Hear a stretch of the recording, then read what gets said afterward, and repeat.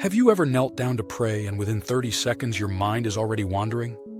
Or maybe you start strong but your words feel like they're hitting the ceiling, like God feels far away or silent. Or maybe you've had those nights where you're trying to pray and you fall asleep mid-sentence. If that's you, you're not broken, you're not unspiritual, and you're definitely not alone. This message is for those who love God but feel stuck, distracted, discouraged, or spiritually dry. Believers who want a deeper, consistent, powerful prayer life but don't know where to start. And here's the promise. You're about to learn simple biblical tools to pray consistently without forcing it, and to start feeling God's presence again this week. Stick around. This could change your prayer life starting tonight. Here's a truth that might surprise you. Prayer isn't a performance to impress God. It's a relationship He craves with you. You don't have to sound holy. You don't have to be perfect. You don't have to get it right. God wants you. Distracted, tired, overwhelmed you. And today, we're going to break down 3 powerful habits that can transform your prayer life, even if you've failed 100 times before. We'll talk about building a simple daily rhythm, using Scripture to guide your prayers, and what to do in dry seasons when you feel nothing. There's also a 7-day prayer challenge you can start tonight, and at the end, we'll finish with a guided prayer you can replay every day this week. You're going to get quick wins early, because prayer doesn't have to be complicated. It just has to be real. Maybe you're thinking, I've tried prayer plans before and they fizzled out, or I want to pray but I'm busy, distracted, and honestly, I feel guilty even trying. This isn't about guilt. It's not about forcing yourself into a spiritual routine you can't maintain. It's about grace-filled steps designed for real people with real lives. People who work long hours, raise kids, battle stress, and fight distractions. If you've ever felt like a bad Christian because your prayer life isn't where you want it to be, breathe. God isn't disappointed in you. He's inviting you. Let's build something simple, sustainable, and deeply biblical. Before we talk about habits, we need to understand God's heart for prayer. Prayer isn't something we do for God. It's something God invites us into because He loves us. Psalm 34:17 says, "The righteous cry out, and the Lord hears them." Not might hear. Not hears the perfect ones. He hears. Jesus reinforces this in Matthew 6:8, where He tells us to pray in secret.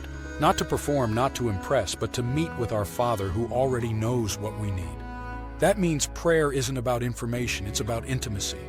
And when you don't know what to say, when your mind is blank or your heart is heavy, Romans 8:26 says the Holy Spirit helps us in our weakness and intercedes for us. You are never praying alone. And when anxiety tries to choke your peace, God gives us this promise in Philippians 4:6-7. Do not be anxious about anything, but in everything, by prayer and petition, with thanksgiving. Present your requests to God, and the peace of God will guard your hearts and minds. God listens. God invites. God helps. God gives peace. Prayer is not a test you pass. It's a relationship you grow. Let's talk about the first habit, building a simple daily rhythm. Mark 1:35 tells us that Jesus often withdrew to pray. He didn't pray because He was weak. He prayed because He was connected. You don't need a 60-minute prayer session. You need a repeatable rhythm. One of the simplest tools is the ACAS model: adoration, confession, thanksgiving, supplication. A woman once told me she used to feel overwhelmed by prayer, but when she started using ACTS for just 5 minutes a day, her prayer life exploded. She said, "For the first time, prayer feels natural, not forced. Pick a time, pick a place, commit to 5 minutes. Consistency beats intensity every time." The second habit is Scripture-guided prayer. Psalm 119:105 says, "God's word is a lamp to our feet." If you've ever run out of words in prayer, this habit will change everything. Praying Scripture means taking a verse and turning it into a conversation with God. For example, Psalm 23:1 says, "The Lord is my shepherd, I shall not want." Your prayer becomes, "Lord, shepherd me today. Lead me, provide for me. Help me trust that I lack nothing in you." A young man once told me he struggled with anxiety and didn't know how to pray, but when he started praying through the Psalms, he said, "It felt like God gave me the words I didn't have." Choose one verse each day, read it slowly, turn it into a prayer, write one sentence in a journal. Scripture gives your prayer life structure, language, and direction. The third habit is learning how to handle dry seasons. Isaiah 40:31 says, "Those who wait on the Lord will renew their strength." Dry seasons don't mean God is distant. Often they mean God is deepening your roots. Some of the greatest breakthroughs happen when you feel nothing.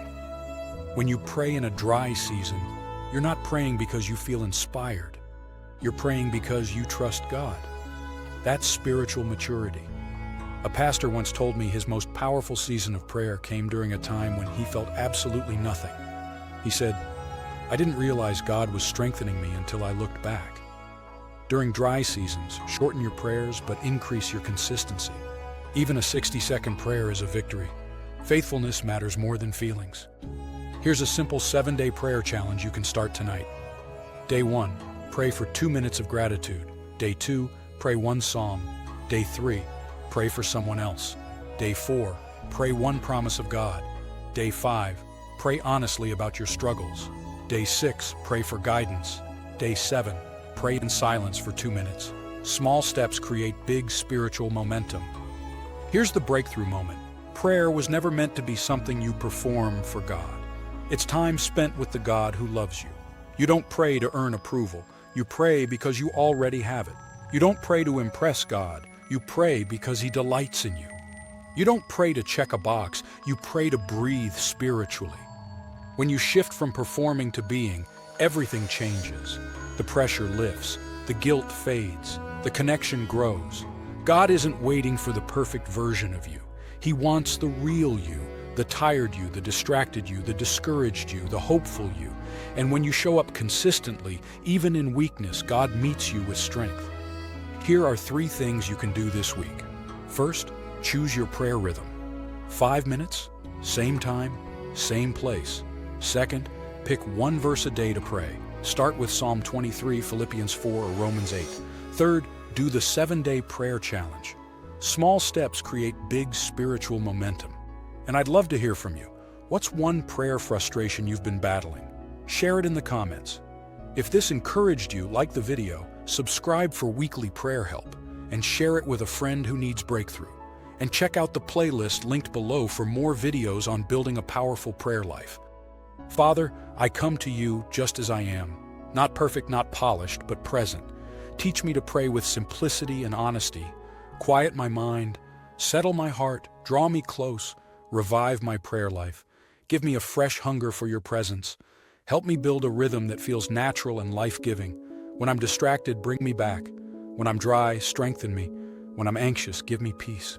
Speak to me through your word, lead me by your spirit, and remind me daily that you delight in being with me. In Jesus' name, amen.